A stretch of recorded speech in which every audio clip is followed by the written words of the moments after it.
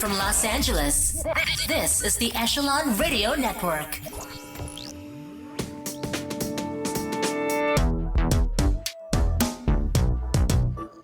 Hi, this is Jerry Hemsworth, and this is the Echelon Radio Podcast.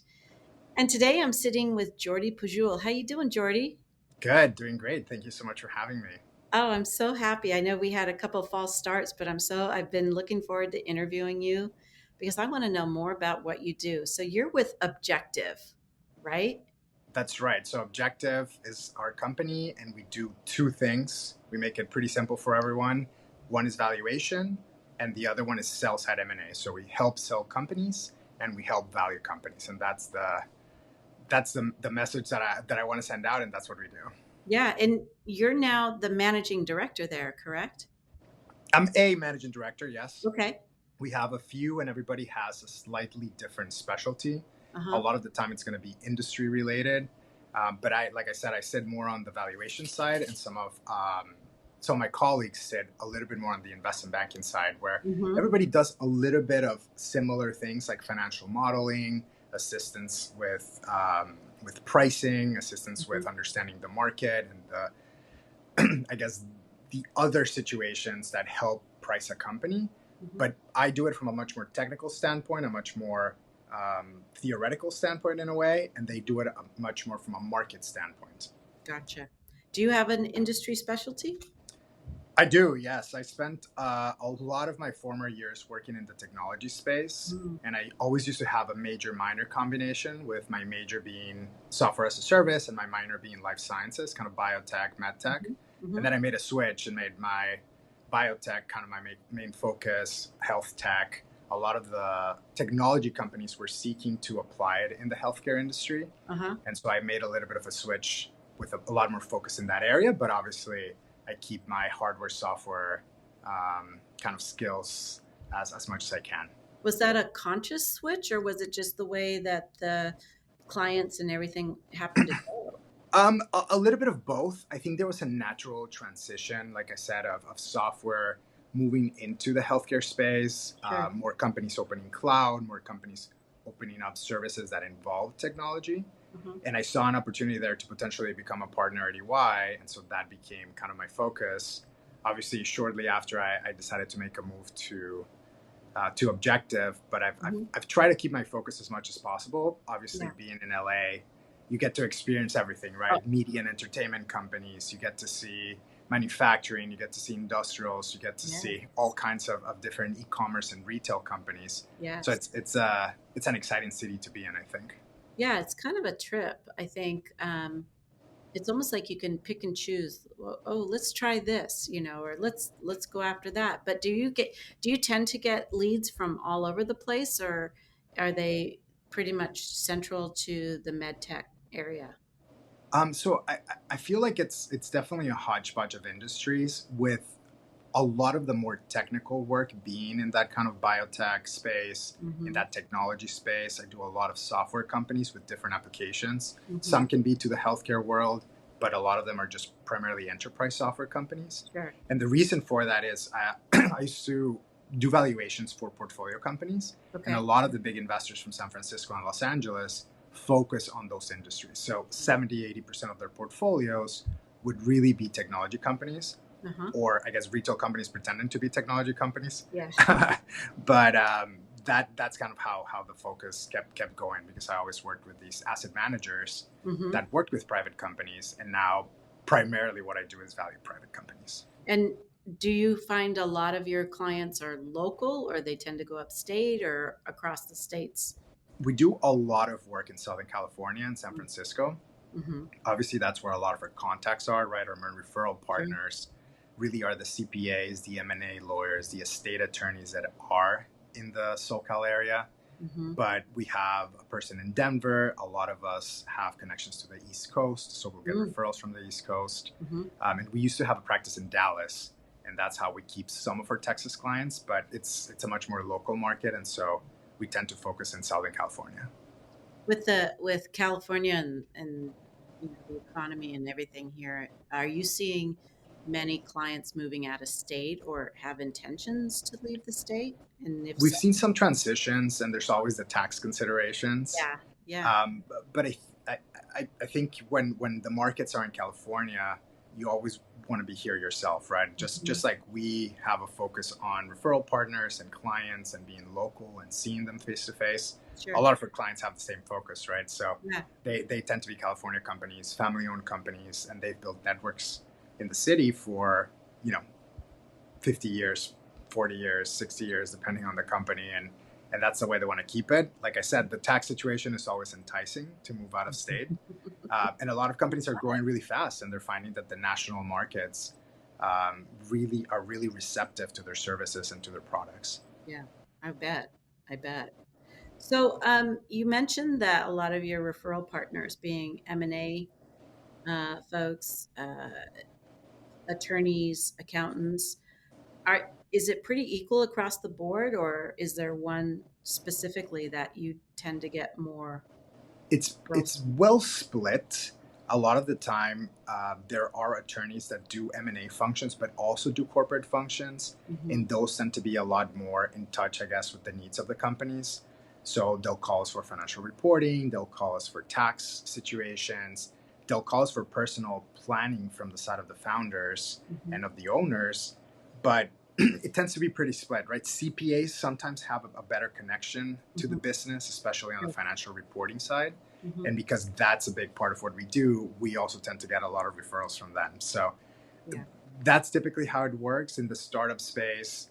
Their attorney is a really important touch point. Whoever made the formation documents, whoever's helping them with the raise, a commercial contract. And so they'll call us to value IP, to value the company for any type of pre-race purpose, or even for the 409As post-race, so that they can issue equity to their employees. Gotcha. What really lights your fire about what you do?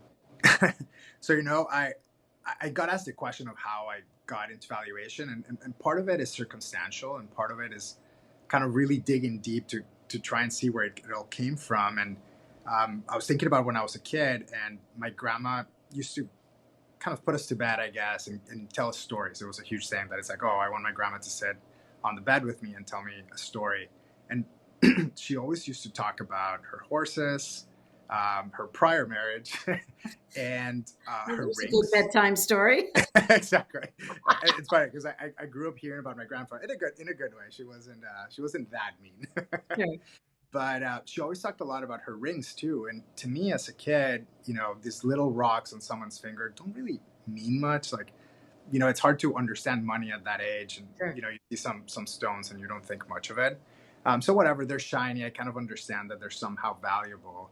So I realized that, okay, maybe I should start collecting these. So I go out into the garden, and she used to have these kind of like quartz rocks Uh-huh. that now are like $20 at their local fair market because they have powers and they're crystals. Yeah. But at the time, there were just quartz stones on the ground, and so Mhm. obviously got a little bag, and I collected a bunch, and I went and told my dad, like, hey, I think we're rich. Like, I've got a Look. bag full of these guys. And he kind of said, like, no, those are not really the valuable ones, right? And again, as a kid, you're so confused of, well, Mhm. she's telling me these tiny ones that look pretty much exactly like these other ones are so much more valuable. Mhm. And with that, there were so many situations that always confused me. And I think that drive to figure out, why does the stock market change so quickly? Why is Tesla one day the most valuable company, but then it's Microsoft the next day, and then Amazon the Yeah. following day? Understanding these big jumps in the market and these crashes, right? I think it always drew me in. Mhm. And I studied economics to try and understand the macroeconomic world. I then studied finance to try and understand the microeconomic world. And ultimately, I closed everything up with an MBA, which helped me understand the business world. Yeah. So I feel like I have a good understanding now, but I'm often shocked about valuations. I'll tell you that much. I can only imagine like some of the stuff that you see, and it goes up and down depending on what's hot or what's not, and it's with what used to be 5 years ago very valuable today could be squat, or vice versa. What was squat then is like incredibly valuable now. That's exactly right. And the velocity of change, I think, has increased a lot. And so to me, I always try to separate what's price and what's value. And I think that's the hardest thing, because the premise around valuation is a price that you would get today in an actual transaction. Right. So even the premise is a little bit flawed in that sense, but the idea is that you're truly looking for the value, not the price. Right. Right. Hey, Jordi, where'd you grow up?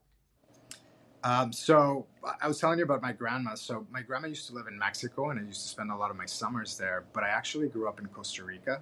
Oh, did you? So yet another foreign country. But I spent most of my childhood there. It was a really fun place to grow up. It was just as beautiful back then, except it had no roads, and it's a lot harder to get to places, and obviously no GPS. Yeah. But it was super fun, super safe. I still have a lot of good friends there and a lot of good memories from growing up there. Yeah, that's a beautiful place. We've been there and we want to go back because it's just one of the coolest places we've been. Oh, that's great to hear. Yeah, Yeah. I'm surprised that the first time that I came to college, so a long time ago, I won't age myself, but a long time ago. It can't be older than me. That's fair. So a little bit younger. Yeah. But yeah, nobody really knew about it, right? I would still get the question of like, but do you guys have like McDonald's? Do you guys have, like standard stuff and internet? And I would be like, of course. Like if you drive down the road to get to my house, there's a Tony Roma's, and there was a TGI Fridays. McDonald's was on the left. Yeah. Like, standard place. And now everybody that I meet is like, oh my God, I want to go there. I already went there. My parents went there. I have a friend who just got back from there. It's amazing to see the tourism and the growth. And I'm glad that it's going that way. It's brought a lot of good things to the country. I've often said, if somebody offered me a vacation to Hawaii or Costa Rica, which would I pick? And it would be Costa Rica every time. That's a tough one. That is a tough one. I've had some fantastic trips to Hawaii as well. Yeah. But they don't have the monkeys. That's true. That's true. Or the iguanas on the beach. That's true. It's amazing. Every time I go, I just seeing all of the animals run wild. Oh. It's a really big shock that it still happens with like mega resorts behind them, right? Yeah, for sure. So then how did you make your way up to Pennsylvania? So yeah, I had an interesting college counselor that was very East Coast biased, and she told us, don't go to the West Coast. It's a terrible place. And now I obviously regret it, because I think my personality is a lot more California than it is New York. But at the time, I took her advice, and I decided to make my way to Pennsylvania. And I think it was a great decision. I had a great time. I was able to live in the winter, which was a novelty. I was going to say, how did you adjust? I went from a 30-person graduating high school class to a 300-person college class. But all of my friends graduated from like 3,000-person high schools, right? So to me, the scale was 10x. To them, it was 10x smaller. But it was a really beautiful college. It's a National Arboretum. I had a great time in Philadelphia. It's a really awesome city, and made a lot of good friends. And studying liberal arts allows you the opportunity to really take from many subjects. Yeah. And as much as I learned from mathematics, I learned from statistics, I learned from economics. But I also learned it from English literature and Spanish literature and art history. And so I feel like in your later years, a lot of that seemingly useless knowledge really comes together in the way that you're able to abstract, and the way that you're able to talk about problems and solve problems, because you have a lot more to pick from. So liberal arts was really a fantastic education, in my opinion.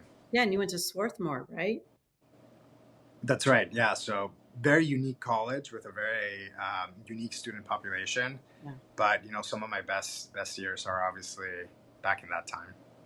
And then did you know right away you wanted to get your MBA, or did you wait? I did. I knew pretty much right away that that's what I wanted to do. I still went a little bit more the economics route at first, and did a few internships in that world and in the research world, thinking maybe I would be able to explain the world to folks, and then decided that I'd rather play the game than try to understand the game. And that's how I got into business. And where did you get your MBA? I went to Warden at the University of Pennsylvania, so kind of close to my college, but I did a lot of the classes in San Francisco, just having Did that you? connection to the technology world. Uh-huh. And yeah, great decision to be so close to Silicon Valley, and a lot of the entrepreneurship classes that I was able to take really opened my eyes to how difficult business can be. Honestly, I'm amazed at how our clients handled their growth years, how they handled the tough years, how they handled situations back in 2008 and when COVID hit. And so being in that kind of driver's seat of being in the fake entrepreneur, because we do a lot of kind of like fake businesses that we start and we take out into the real world. Mm-hmm. I learned at least a little bit of what it is to be on their side. Yeah, I bet. How did you get to San Francisco? Was it internships, like you said, or was it just? Um, no, so a lot of my clients, I guess, were in San Francisco. And I've always, like I said, been connected to the technology world. Mm-hmm. And so I used to spend a lot of time in San Jose and Milpitas and Mountain View and all these random places at client sites. And honestly, it was a great time because they always have amazing food. They have beautiful campuses and really great people. I think the technology world attracted really smart but really down-to-earth people. Mm-hmm. And so, yeah, it was just a great time to be able to spend so much time in the Bay Area. So your college counselor said, "Don't go West Coast." That's You right. Yeah. ended up there. Are you still in contact with that college counselor? No, but I should reach out. Again, I think she guided us in the right direction. Yeah. Funny enough, my best friend went to USC. My wife did her PhD at USC. She's worked at SDSU, at UCLA, and so now we have so many West Coast connections, and I'm really happy to have established that connection here. Yeah. So it's always difficult to think that at one point this was not even a possibility, and I'm happy that I'm here now. There's no mistakes, you know. You Exactly. had to go East Coast for a reason, but you ended up. I mean, you get where you're supposed to be. Fair enough. Exactly. West Coast, Best Coast. Yeah. Most of the time. Most of the time. You're right. Most of the time. It's not without its issues. Yeah, exactly. And it doesn't have the winters like PA and, you know. Yeah, I can deal with that. Going to class in 6 feet of snow, the kind of like old tales that parents tell you, it's actually true and difficult. And the snow gets dirty and it's a mess and it's cold and it's 7 a.m. trying to get to class. Not as fun as it looks in the movies. Especially a kid from Costa Rica. Exactly. I did have a gigantic down jacket, so that at least saved me from the real cold. Jordi, what do you do when you're not working? What do you love? What are your hobbies? So I always try to stay fed. It's always been a really big part of my journey, and it started in college. We were forced to take PE classes. So I took golf, I took squash, I took tennis, and then I think the final year was like weightlifting. Yeah. And got really into it, and I've always try to get out into the gym. I always try to run until my knees hurt, and then I back down a little bit. But I've always been really into fitness and training, and just staying active. My wife really likes to hike, so I go along. Very beautiful hikes in Los Angeles and San Diego areas. But I don't know if I would do that every weekend, but definitely something really nice. Not as action-packed as some of the other sports. Exactly. And then do you have siblings? I do, yeah. My brother lives in Toledo, not Ohio, in Toledo, Spain. He's an allergologist. Today is his birthday. Oh, happy birthday. So yeah, got to talk to him right at midnight before he went to bed. Wow. Do you guys travel much? We tried to. I made a joke in this meeting the other day that in New York, people, after being there for a while, they learn to speak conductor, right? They finally understand what the conductors are saying in the subway because it just sounds like... Exactly. And we've gotten really good at speaking immigration officer. So never gotten into trouble, always able to get into the countries. We've had some interesting runnings of not having visas, having the wrong passport.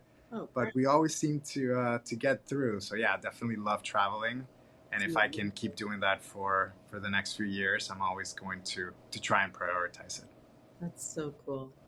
Well, Jordi, thank you so much for sitting down with me. And I love learning more about what you do and who you are. It's been a real pleasure.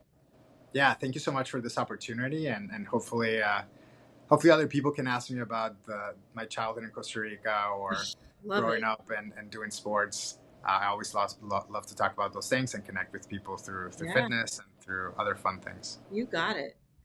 Thanks so much. Take care. Thank you. Bye. Bye.